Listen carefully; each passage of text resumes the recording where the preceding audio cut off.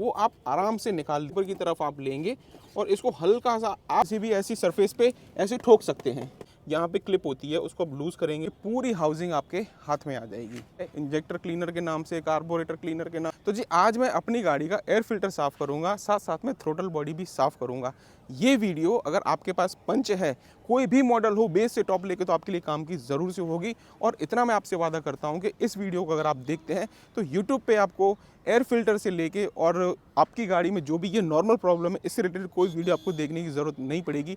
और वैसे तो बहुत सारी गाड़ियाँ होती हैं और हर एक गाड़ी का एयर फिल्टर क्लीन करने का एक डिफरेंट मेथड होता है। आज मेरे पास टाटा पंच बेस मॉडल सीएनजी में है और इसमें अगर आपके पास कोई भी टाटा पंच है, चाहे बेस हो, टॉप हो, सीएनजी हो, पेट्रोल हो, सब में सेम ही आपको मिलेगा। और जो BS6 फेज़ 2 वर्जन है उसमें इस तरह का आपको एयर फिल्टर मिलेगा। वीडियो को लाइक करके चैनल को सब्सक्राइब जरूर से करना, क्योंकि ऐसी वीडियोस आपके लिए काम में आएंगी जो आपको गाड़ियों का एक्सपर्ट भी बनाती हैं। तो जी सबसे पहले बताऊं कि यहाँ पे ये जो है ये एयर फिल्टर की हाउसिंग है, इसके नीचे एयर फिल्टर है वो हमें खोलना है। अब यहाँ पे आपको यहाँ पे ये कुछ बोल्ट दिख रहे हैं, जैसे यहाँ पे ये हो गया, ये हो गया, ऐसे यहाँ पे तकरीबन 6 बोल्ट हैं और ये 8 नंबर के बोल्ट हैं और जिसको हम खोलेंगे इससे। वैसे आप स्पैनर का भी यूज़ कर सकते हैं, लेकिन स्पैनर क्या है कि आपको यहाँ पे यूटिलिटी में बहुत ही ज़्यादा डिफरेंट मतलब महसूस होता है, अच्छे से काम नहीं करता है। तो इस तरह का टी स्पैनर अगर आप लेंगे तो आपको अच्छा लगेगा। और ये 8 नंबर का है, तो इससे हम पहले ये सारी चीज़ें खोलते हैं। बता दो, सबसे पहले मैं आपको बता दूं कि हर एक बोल्ट है जो आपको एकदम से पूरा नहीं खोल देना है, सारे बोल्ट आपको थोड़े थोड़े लूज़ कर देने हैं, जिससे ये होगा कि आप इजीली इसको निकाल पाएंगे और बोल्ट भी अपनी जगह पे बने रहेंगे। तो फटाफट से मैं पहले इसको खोल देता हूँ।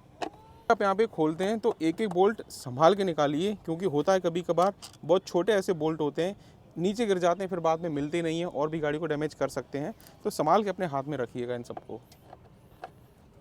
तो भाई हमारे सारे बोल्ट्स निकल चुके हैं, यहाँ पे मैंने सेफली रख दिए हैं। अब इस हाउसिंग को आपको उठाना है बड़ी संभाल के, इसको थोड़ा ऊपर की तरफ आप लेंगे और इसको हल्का सा आप राइट की तरफ टिल्ट कर देंगे और ये हाउसिंग इस तरह टेढ़ी हो जाएगी। और यहाँ पे जो ये एयर फिल्टर है वो आप आराम से निकाल दीजिए और याद रखिए ये इस तरह रखा हुआ है, ये जाली वाला मैश वाला हिस्सा है ये ऊपर रहेगा और ये जो फोम वाला हिस्सा है वो नीचे की तरफ रहना चाहिए। अब हमारे हाथ में एयर फिल्टर गाड़ी में से निकल के आ चुका है। इसको साफ़ करने के लिए सिंपल से 2 तरीके हैं, या तो आप इसको किसी भी ऐसी सरफेस पे ऐसे ठोक सकते हैं, जिससे होगा कि यहाँ पे जो डस्ट है वो निकल जाएगी। अगर माइनर डस्ट है तो इसमें आराम से निकल जाती है, लेकिन अगर आपको लग रहा है ज़्यादा चोक है तो आपके पास में या तो एयर ब्लोअर हो या तो कंप्रेसर हो, उससे आप इसको हवा मार के ईजिली साफ़ कर सकते हैं। तो जी ये एयर फिल्टर तो हमारा साफ़ हो चुका है। अब एक चीज़ यहाँ पे एडवांस में आपको बताना चाहूँगा कि बहुत सी बार ना एयर फिल्टर में से हवा होके जाती है हमारी थ्रोटल बॉडी में, बाद में इंटेक मैनिफोल्ड में और फिर कंबर्सन चैम्बर में। अब इसके बाद क्या है ना कि यहाँ से जो हवा पास हुई है वो ईजिली वहाँ पर जा पाए, इसके लिए हमारी थ्रोटल बॉडी साफ़ होनी चाहिए। इससे आगे का जो मैं अभी काम आपको बताने वाला हूँ वो थोड़ा कॉम्प्लिकेटेड आपके लिए हो सकता है, लेकिन अगर थोड़ा टेक्निकली जाएंगे तो इतना ज़्यादा कोई प्रॉब्लम नहीं है। यहाँ पे आप देखेंगे तो ये जो है इस गाड़ी की थ्रोटल बॉडी है और ज़्यादातर गाड़ियों में ऐसा ही प्लेसिंग होता है, एयर फिल्टर होता है, उसके बाद में तुरंत थ्रोटल बॉडी हमको मिल जाती है। तो इस चीज़ को अगर हम साफ़ करना है तो यहाँ पे भी सेम 8 नंबर का एक बोल्ट लगा हुआ है, इसको आपको केवल यहाँ से लूज़ अप करना है। यहाँ पे क्लिप होती है, उसको आप लूज़ करेंगे तो वो ढीला हो जाएगा। इतना आपने इसको लूज़ कर लिया, अब वो ढीला हो जाएगा। अब यहाँ पे थोड़ा इसको संभाल के और अच्छी तरीके से आप धीरे धीरे इसको ऐसे करके, अब यहाँ से आपको करना है केवल इसको धीरे धीरे धीरे धीरे इसको खींच लेना है बाहर की तरफ और ये पूरी हाउसिंग आपके हाथ में आ जाएगी। आपने अपने हाथ में ले ली तो 2 फ़ायदे हैं आपके पास। सबसे पहले मैं आपको बता दूं, ये जो इसकी क्लिप होती है ना, इस क्लिप को संभाल रखना, क्योंकि कभी काम करते करते निकल जाती है तो आपके लिए बहुत ज़्यादा दुखदायी हो सकती है। इसको आप इजीली कपड़े से साफ़ कर सकते हैं, चाहें तो इसको धो भी सकते हैं, लेकिन धो लो तो उसके बाद में सूखा ज़रूर लेना, पानी का मॉइस्चर बिल्कुल नहीं होना चाहिए इस पर। यहाँ पे हमारी थ्रोटल बॉडी ये खुली पड़ी है। अब इसके लिए ऐसा एक स्प्रे आता है इंजेक्टर क्लीनर के नाम से, कार्बोरेटर क्लीनर के नाम से, थ्रोटल बॉडी क्लीनर के नाम से, आपको किसी भी एसेसरीज़ या फिर ऑटोमोटिव शॉप पे आपको मिल जाएगा। इसको खोल के थोड़ा आपको हिला लेना है। यहाँ पे एक नोज़ल है जिसमें पाइप को इंसर्ट कर लेना है, ठीक है। अब बन गया ये। अब यहाँ पे एक मेन काम होता है कि गाड़ी को स्टार्ट किया जाता है और उसके बाद में रेस अप किया जाता है, यानी RPM बढ़ाए जाते हैं और इसके अंदर स्प्रे किया जाता है। ये काम अगर कभी भी करते हो तो मैकेनिक पे ही करवाना। ऐसी गलती कभी मत करना कि गाड़ी चालू करके और यहाँ से स्प्रे लगा दो और साफ़ करो। ये काम अपना नहीं है, ये काम केवल और केवल मैकेनिक का है। और यहाँ पे आपको 1 बार 2 बार या 3 बार स्प्रे मारना है। उस जी हमने यहाँ पे बढ़िया से स्प्रे मार के और इसको रेडी कर दिया है। हल्के जेंटली हाथ से आपको धीरे धीरे क्लीन करना है। फिर से मैं आपको बता दूं, गाड़ी को चालू करके और रेस दबा के आरपीएम बढ़ा के और इसमें स्प्रे मत मारना, मैकेनिक की निगरानी में ही करना।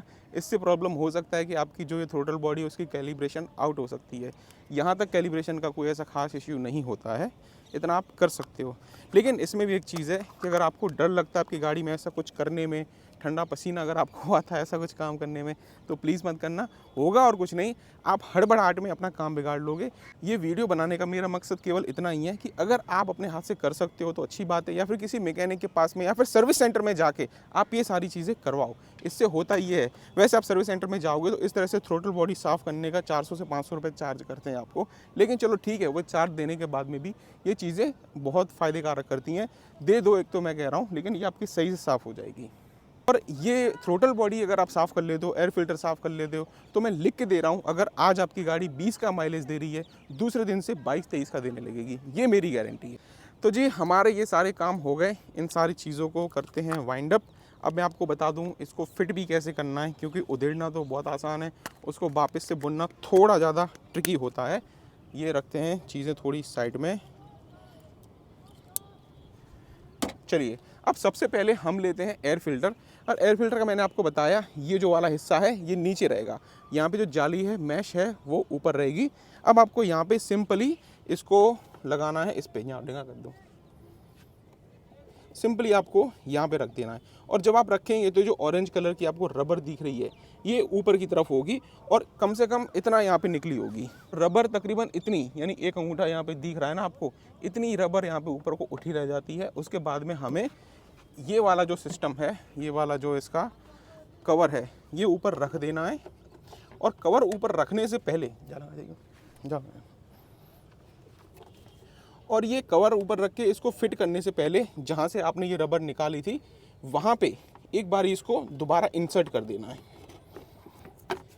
ये काम हड़बड़ा के बिल्कुल मत करना, जेंटली धीरे धीरे हाथों से करते रहेंगे तो हो जाएगा, कोई बड़ी बात नहीं है इसमें। अब ये रबर यहाँ पूरी चढ़ गई है, आप देख पाएंगे इसके साथ में बिल्कुल मिल गई है। यहाँ से आपको दिख रहा है लेकिन नीचे नहीं दिख पाता है, तो उंगली डाल के आप फील कर सकते हैं कि वो पूरा फिट हुआ है या नहीं। और ये पूरा फिट हो गया। अब इसके बाद में ये वाला बोल्ट हम पहले टाइट कर देंगे, जिससे कि भूल ना जाए, क्योंकि कभी कभी होता है कि इसके बोल्ट टाइट कर देते हैं ना तो ये वाला ढीला रह जाता है।